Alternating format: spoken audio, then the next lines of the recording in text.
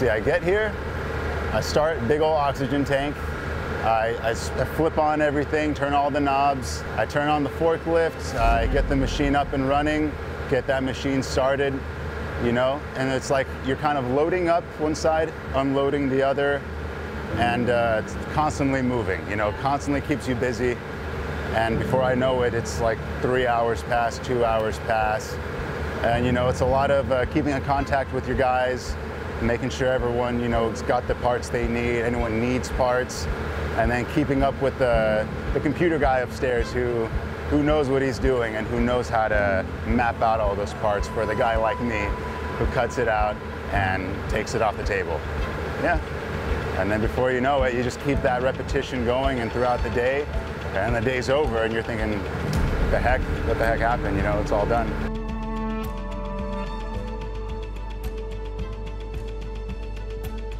Either an entry-level position in a welding facility or manufacturing facility, or you know, your college programs, welding programs. I run saws, presses, both apron brake and press brake. I run mills, lathes, CNC mills and lathes. Run plasma table. I run a deburring machine.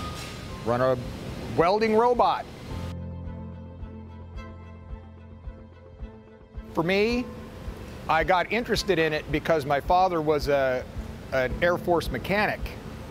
So I started in school taking shop classes so that while he was doing things, I would know what it was he was doing and wouldn't sound like an idiot saying, you know, why are you picking up that thing to do that thing? You would actually have a name for what he was doing instead of just kind of generally yattering.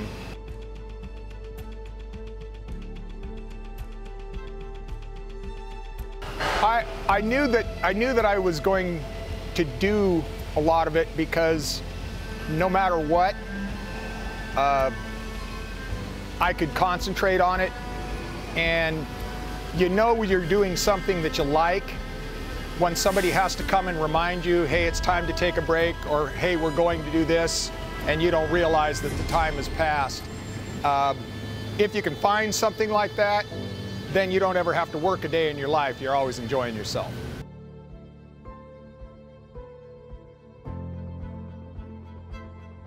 Because we have a lot of manufacturing businesses around here, especially like per capita, per person, being north of Sacramento, you know, with all the agriculture that we have around here.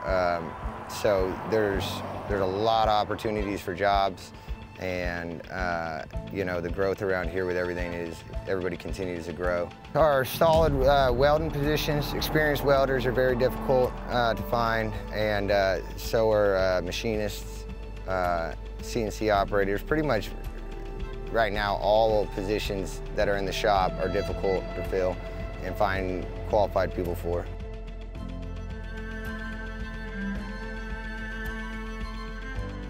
Not a whole lot, really. I mean, depending on which way you're going about it, experience level is more than necessarily like an education on it. But a lot of our best guys and our top welders in the shop started here with limited to no experience, and just started in our entry-level positions and have worked their way up over the years into full-time welding positions or leads in other departments.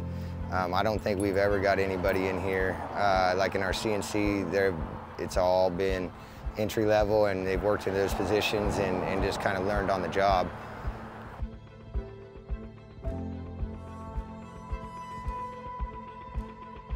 The potential for employment, and the quality of jobs that are out there, and you know, just how much of it there is. There's so much specialty manufacturing out there that there's jobs doing things that you don't even know about until you see them, you know, and so just the abundance of them and the variety of them.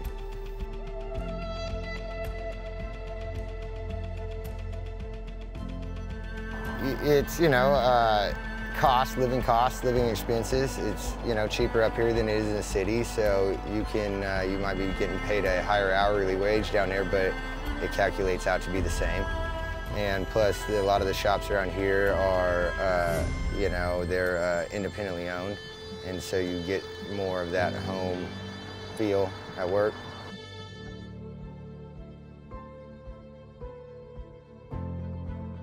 The first thing was the trees. All the trees, you know, in NorCal, it's just trees everywhere. In SoCal, where I lived, it was more so desert, more palm trees, not so much. It was just fresh. It was just fresh up here. It was fresh, and so it was a new start for me and my girlfriend. And, you know, the fact that my path in life just sort of led me here, you know, it's just, you know, I'm grateful for it. I'm grateful it all worked out and it's still going up.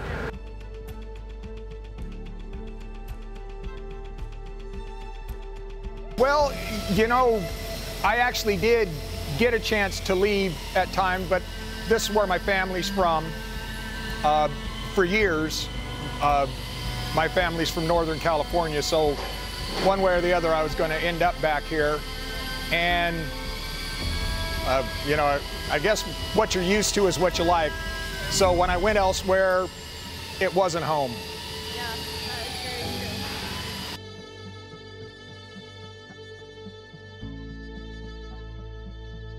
very true. I like I guess, sort of like getting down and dirty with it. Like, I don't mind it. I kind of like it. And I'm pretty good with numbers. Like, and I say that too. Like, if you're pretty good, okay with math, you'll make it. You're fine. Because I like working with numbers. I have to be very specific, like very, you know, on those numbers. I enjoy it. It stresses a lot of people out, but I don't know, I like making cool things. I like seeing what this little piece of metal will turn into eventually. Like, I get a kick out of it, so, you know, something also to look at. I can't sit at a desk for too long. Maybe it's just me, because I'm like, I sit down and I have to get up like immediately. I can't sit down for too long, but it's good. Yeah, if you're jittery like me, then you'll be fine, yeah. Keep you moving, keep you on your toes. Just make sure you wear comfy shoes. Yeah. Like I said, if you want to start this, you know, starting young is good. Stay at it. You'll only get better, as with anything. And hopefully you get lucky like me and you get stuck with a bunch of cool guys who are intelligent, smarter than you, and that's important. You need people who are smarter than you to help you become better. So never stop learning.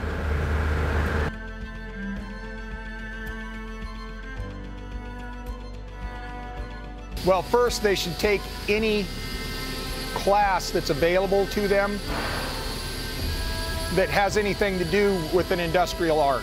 And that's from industrial drawing, drafting, to actually hands-on.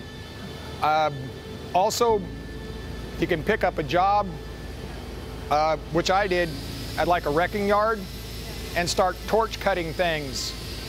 And at times they'll say, hey, you know, as long as you're out here. I started out obviously stick welding, and that's where I picked it up originally, and then actually polished my abilities at Butte College when it was actually in Durham instead of out where it is now.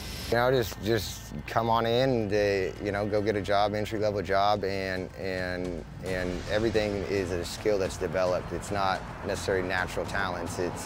These are skills that we develop. So as long as you have the right attitude and you're willing to work, you can learn how to do any of this stuff.